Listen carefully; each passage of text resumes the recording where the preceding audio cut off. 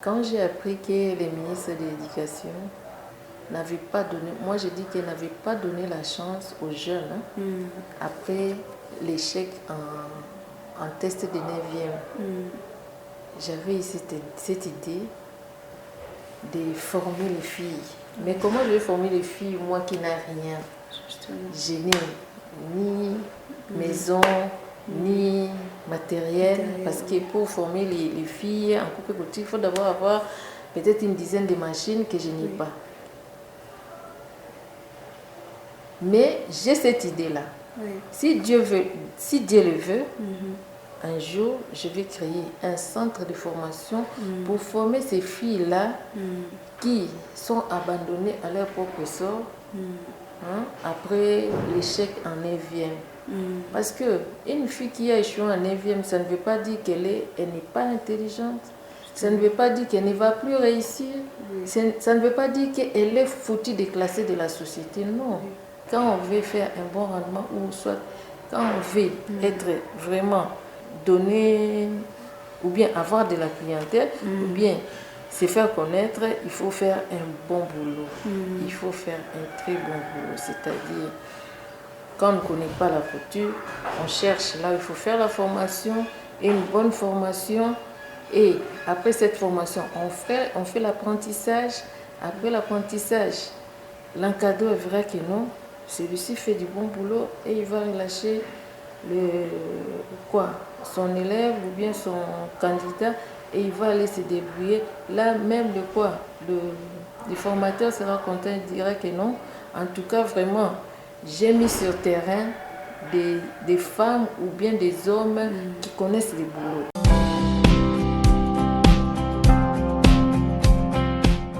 Bonjour à tous, c'est Miro TV 257. Aujourd'hui, j'ai eu la chance de rencontrer Madame Sylvie Ponda Mata dans l'émission Ichiro de Change. Bonjour à vous, Madame. Bonjour. Comme l'émission en soi parle de ce que nous voulons devenir dans le futur, Madame Sylvie va nous parler de son expérience à la couture afin de motiver les débutants et toutes ces personnes qui pratiquent ce métier. Soyez la bienvenue, Madame Sylvie. Merci. Oui, commençons par savoir à quel moment est née votre passion pour la couture. Ok. Merci de m'avoir reçu aujourd'hui dans votre studio. Comme vous l'avez dit, je suis Sylvie Ponda Mata. Ma passion est née à partir de ma mère. Ma mère était couturière. Et quand elle cousait, moi, ça me faisait plaisir. Et j'avais toujours tendance à toucher les ciseaux, à toucher les épingles, à toucher les fils. Quand elle se déplaçait, moi je me mettais à la machine et je cousais. Et même à l'âge de 7 ans, je me rappelle, je n'ai jamais oublié ça. Je me suis cousu les doigts, donc mon doigt ici, dans la machine. Et à partir de ça, vraiment, j'avais dit il faut que je fasse ce métier. Donc c'était là ma passion. Ma mère était couturière. Et moi aussi, j'ai suivi ces pas-là. En tout cas, j'aime la couture. Jusqu'aujourd'hui, je l'ai dit, j'aime la couture. Ok. Avez-vous suivi une formation sur ça? Bien sûr. Quand j'ai terminé l'école primaire, comme j'aimais la couture, j'avais dit à mon père que moi, je ferais la couture. Maintenant, j'ai fait les humanités couture comme je l'avais aimé. Et j'ai décroché mon diplôme d'État. Donc, chez nous au Congo, il y a les écoles en couture jusqu'à décrocher son diplôme. Donc, si je savais, j'allais même vous amener mon diplôme ici. Je suis diplômée en couture. Ah oui. C'est ça. Ok. Quelles sont les difficultés que vous avez rencontrées au début de votre métier? Au début de mon métier, comme tout autre métier, pour s'intégrer, c'est toujours difficile. Donc, s'intégrer dans la vie professionnelle, c'est toujours difficile. C'est-à-dire, comme dans notre métier, il faut avoir la clientèle pour travailler. Quand on n'a pas la clientèle, on ne sait pas travailler. Et pour avoir la clientèle, il fallait maintenant montrer de quoi on était capable, c'est-à-dire montrer son rendement pour attirer la clientèle. Donc la qualité du travail, au début c'était difficile, mais après, quand les gens m'ont côtoyé, les clientes ont vu ce que je faisais, et elles commençaient à venir. C'était difficile, mais avec le travail, avec son rendement, facilement, on attire la clientèle. Sans effort. Oui. Parlons de votre atelier. On trouve le plus souvent des ateliers des personnes expérimentées en centre-ville. Mais vous travaillez ici à Kigobe, chez vous. Pourquoi vous avez choisi de travailler ici? Bon, je n'ai pas choisi de travailler ici. Je suis ici parce que c'est chez moi. Et même au Congo, j'ai travaillé à la maison. Je travaille à la maison et je suis habituée comme ça à faire le ménage et mon boulot à la fois. Mais ici, comme nous sommes tout au début, nous sommes en train de nous rechercher. Dieu aidant, si Dieu aidant, nous allons chercher une maison. Mais c'est plus pour longtemps parce que nous sommes en train de nous préparer à rassembler les matériels, c'est-à-dire les machines et tout. Et nous allons sortir de nous. C'est ça. Ok. Et concernant les habits que vous cousez, et c'est par commande bien, il y a des créations, vous créez votre propre modèle? Oui. Il y a des fois, nous faisons nos propres modèles.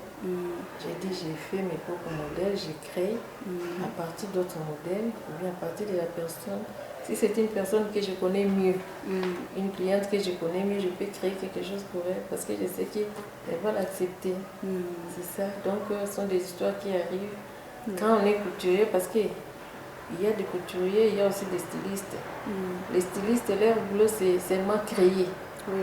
Faire des créations. Mais nous, les couturiers, nous sommes là pour coudre. Mais rien n'empêche de créer les modèles. Nous les faisons. C'est ça. Moi aussi, je l'ai fait avec mes clientes. Et entre la mode féminine et la mode masculine, quelle est la mode qui vous semble plus facile, laquelle vous vous sentez plus fière après l'avoir réalisée? Bon. Je suis plus à l'aise avec la mode féminine. Pourquoi? Parce que dans ma formation, on nous a plus formés en couture féminine et non masculine. C'est pourquoi je suis habituée et je le fais mieux par rapport aux coutures masculines. Couture masculine plutôt. Dans la couture masculine, ce qu'on m'a montré, c'était les chemises hommes, chemises garçons, petits, culottes masculins et pantalons masculins, mais les pantalons boubou là, parce que c'est simple, c'est ce que je fais. Mais je suis plus à l'aise et mieux quand je fais la couture féminine. Vous avez parlé de la création. Des fois, vous créez des modèles. Et sur votre création, quelles sont vos inspirations, vos sources d'inspiration? Bon, les sources sont nombreuses. Nombreuses vraiment.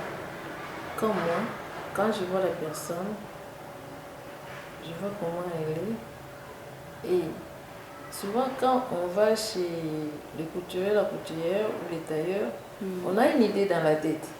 Que je veux que mon tissu ici, je veux que ça soit comme ça, comme ça, comme ça. Mais on n'a pas une idée précise. Et quand quelqu'un vient chez moi comme ça, tu veux quoi? Tu veux qu'on fasse quoi? Oh, je veux ça, ça, ça, ça, ça, et il m'explique. Alors, moi, maintenant, je commence à dessiner. Je dessine, je crée un peu quelque chose là, et je lui dis, c'est ce que tu veux? Oui. Donc là, je crée déjà. À partir de son idée, je fais sortir quelque chose de nouveau. Et il apprécie, ou elle apprécie. C'est ça. Ou soit, elle vient avec un modèle, elle me dit, donc, maman, moi je vais, vous voyez ce modèle? Je veux quelque chose de comme ça, mais pas comme ça. Cherchez-moi quelque chose d'autre. Alors, là, j'essaie d'arranger et il me dit que non, c'est comme ça. Donc, c'est une création. C'est comme il n'y a pas longtemps ici, les mardis, je pense. Mardi, il y a une dame qui est venue ici avec les uniformes que nous avons cousus pour l'investiture. Elle est venue et dit, Bon, moi elle m'a montré les bas d'une robe. Je veux que les bas soient comme ça. Mais les hauts, vraiment... Bon, je veux que mes manches soient comme ça. Tu veux les manches comment? Je lui ai demandé, elle m'a expliqué. Et j'ai dessiné. Tu veux que ça soit comme ça? Oh oui, oh, ok. Et ici, vous faites ce que vous voulez. Mais je veux une encolure qui fait comme ça, qui fait comme ça. Alors, j'ai commencé à dessiner. Quand j'ai dessiné, j'ai terminé, j'ai dit comme ça. Ah, ok, c'est ce que j'ai voulu.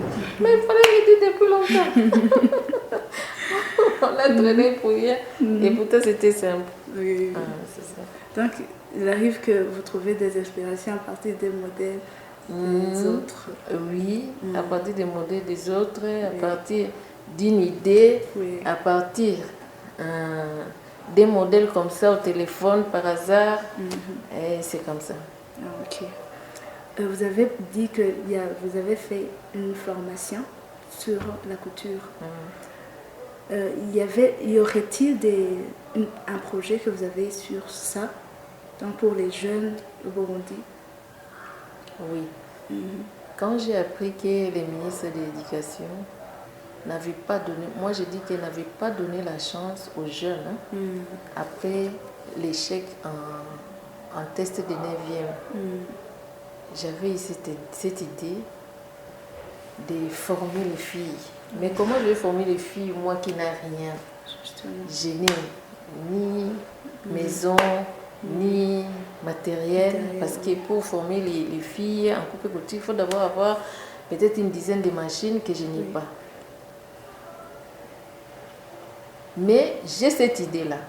Si Dieu le veut, un jour, je vais créer un centre de formation pour former ces filles-là qui sont abandonnées à leur propre sort après l'échec en 9e.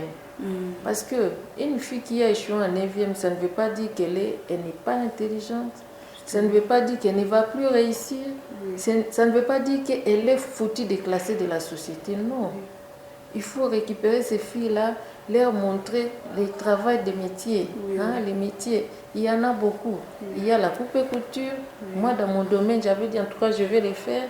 Il y a aussi l'esthétique, c'est-à-dire maquiller les dames. Il y a aussi la coiffure. Il y en a beaucoup. Il y a aussi la formation en maternelle, c'est-à-dire former les filles qui peuvent enseigner les enfants de la maternelle. C'est ça. J'avais ça en tête, mais comment les réaliser?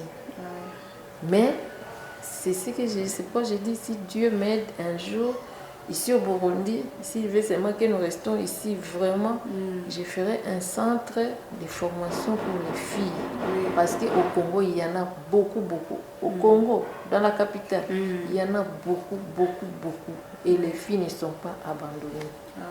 Donc, selon vous, si elle échoue en classe, c'est peut-être parce qu'il y a un autre domaine qu'elle peut exceller.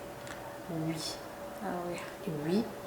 Les gens pensent que la couture, c'est pour les gens qui ne sont pas intelligents, des personnes non intelligentes, ou bien des personnes, disons, délaissées, qui doivent survivre à partir de tels métiers. Non.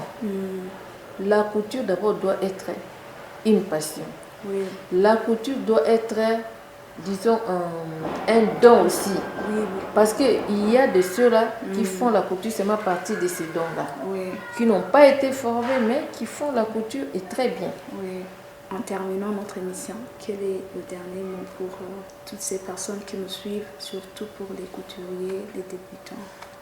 Pour les débutants, je disais, il faut d'abord aimer la chose qu'on veut faire. Dans tous les métiers, c'est comme ça.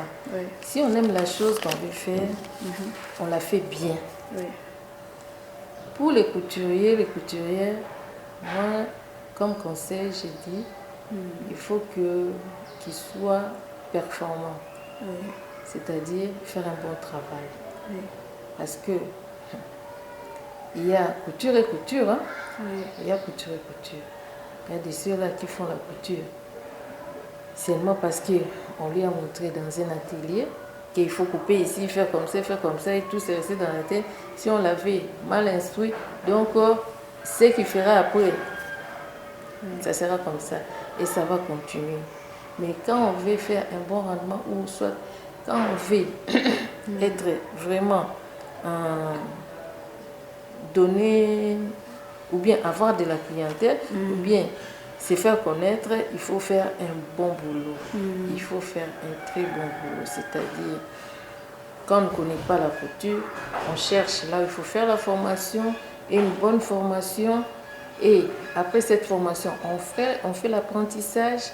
Après l'apprentissage, l'encadreur verra que non, celui-ci fait du bon boulot et il va relâcher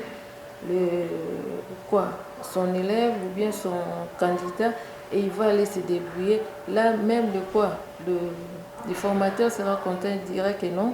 En tout cas, vraiment, j'ai mis sur terrain des femmes ou bien des hommes qui connaissent le boulot. Oui. Parce que là où il ira, il va se promener. Là où il ira avec le nom de son maître, que non, c'est elle qui m'a formé. Et lui, maintenant, aura encore beaucoup plus de considération parce qu'il a formé des bonnes personnes, il a formé, il a donné un bon rendement et le résultat est là. Et quand on fait un bon travail, on attire la clientèle. Ce n'est pas qu'on va aller à la télévision ou bien à une station de radio pour dire que non, faire la publicité et tout.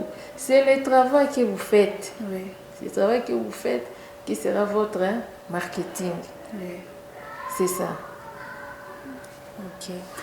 Donc, pour les débutants et pour tous ceux qui font ce métier, la qualité de votre travail va vous faire connaître et va vous attirer la clientèle. C'est selon Madame Sylvie. Bien sûr. C'est par ici que prend fin notre émission. Merci beaucoup Madame Sylvie pour votre temps et vos réponses instructives. Merci beaucoup. Oui, je remercie aussi au caméraman Jado. Ici sur le micro, c'est Mir Carriera Ikolaneza. Je vous invite à vous abonner sur notre chaîne YouTube et à aimer l'émission Ichiro de Challenge afin de pouvoir suivre beaucoup plus d'autres émissions à suivre. Passez une bonne journée. Merci.